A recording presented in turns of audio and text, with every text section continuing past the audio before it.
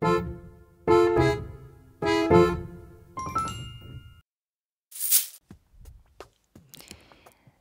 안녕하세요. 5월 13일 목요일 크립토 모닝 시작합니다. 저는 소피고요. 크립토 모닝은 디지털 에셋 코리아와 함께합니다. 자, 오늘장 분위기 코인360 통해 보면서 시작을 해보겠습니다. 오늘은 다시 혼조세로 돌아섰네요. 비트코인 점유율은 42%까지 내려왔습니다. 붉은색 연출하고 있고요. 3%가량 내리고 있습니다. 오른쪽으로 가보시면 이렇게 군데군데 초록빛도 눈에 띄고 또 반대로 내리면서 조정받으면서 붉은기 띄는 디지털 자산들도 많습니다. 혼조세로 출발을 하네요. 오르는 것보다 내리는 게 더 많네요. 조정받고 있고 20일까지 범위 넓혀봐도 분위기가 그렇게 좋다고만은 할 수 없습니다. 업비트에서도 비트코인 6,800만 원대 기록하면서 1%가량 조정을 받고 있습니다. 오늘도 거래대금 제일 많은 건 비트코인은 아닌데요. 오늘은 이오스가 거래대금 제일 많습니다. 이오스 하지만 15% 내리고 있고요. 마로가 18% 상승하면서 거래 상위권 올라와 있습니다. 도지코인은 3% 내리고 있고 이더리움은 519만 원 선 기록하고 있습니다. 자, 이렇게 간략하게 시장 분위기 살펴봤고요. 오늘의 주요 뉴스 보고 다시 돌아올게요.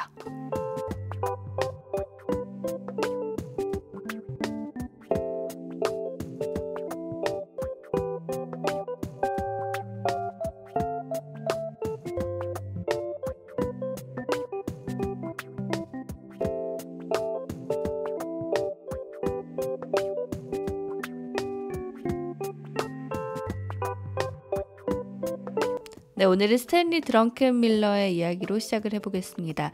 연준이 달러의 기축통화로서의 위치를 좀 위태롭게 하고 있다라는 그런 내용입니다. 자, 이분은요, 미국의 유명한 헤지펀드 투자가입니다.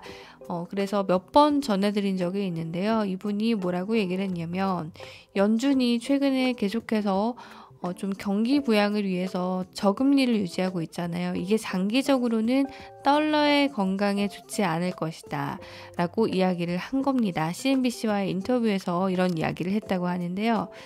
네, 드렁켄밀러는 중앙은행이 너무 오래 경기 부양책을 쓰고 있다 라고 이야기를 했습니다. 최근에는 재정정책까지 더해지면서 굉장히 많이 돈을 풀고 있는 모습인데요. 이게 너무 오래 지속되고 있다는 것은 결국 달러의 이 국제 기축통화로서의 가치를 무너뜨릴 수 있다. 네, 그런 이야기를 하고 있습니다. 하지만 이 세인트루이스 연준 의장 같은 경우도 아직 우리는 더 여력이 있다. 아직은 이런 부양 정책을 그만둘 때가 아니다라고 이야기를 했다고 하는데, 자, 어떤 말이 맞는지는 시간이 지나야 좀 증명이 되겠죠. 자, 그런 와중에 드렁켄밀러는 이 디지털 자산이 달러를 언젠가 대체할 수 있을 것이다 라는 발언을 동시에 내놨습니다. 네, 사실 이 트윗을 보면 조금 알 수가 있는데 5, 6년 전에 나는 디지털 자산이 어떤 문제 해결 포인트가 될 수 있을 것이라고 얘기를 한 적이 있다. 네, 제롬 파월을 비롯한 중앙은행가들이 신뢰를 잃었다는 거, 이게 언젠가는 기축통화인 달러가 디지털 자산으로 대체될 수 있는 가장 큰 이유다, 이렇게 짚고 있는 것 같습니다. 자, 다음은 에이브 소식으로 좀 살펴볼게요. 20조 정도입니다. 20조 정도의 자금이 지금 에이브 생태계 안에서 운용이 되고 있다는 건데, 이 뉴스를 위해서 에이브의 운용 자금을 먼저 말씀을 드렸어요. 에이브가 기관들을 위해서 허가된 풀을 공개했다라는 소식입니다. 이 에이브의 대표가요, 디파이 생태계에 기관들이 들어올 연습을 하기 위한 프라이빗 풀을 제공하겠다라고 밝혔어요.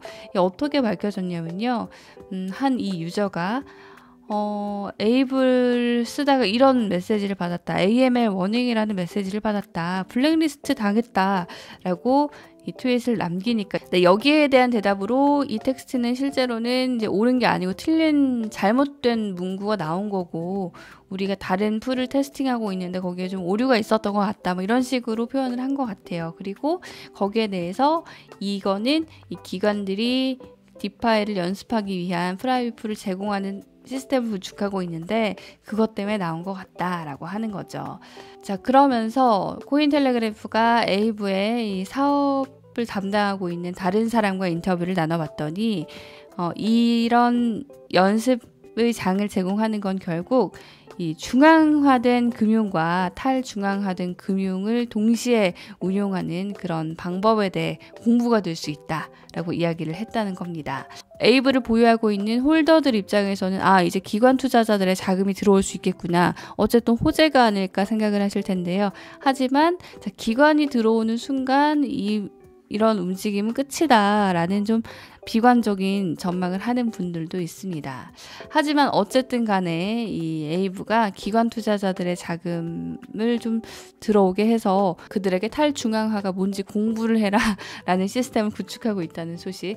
최근에 정말 디파이가 많이 인기를 끌고 있다는 걸 반증하는 그런 소식이 아닌가 싶네요. 마지막으로 주요 일정 보면서 오늘 순서 마무리하겠습니다.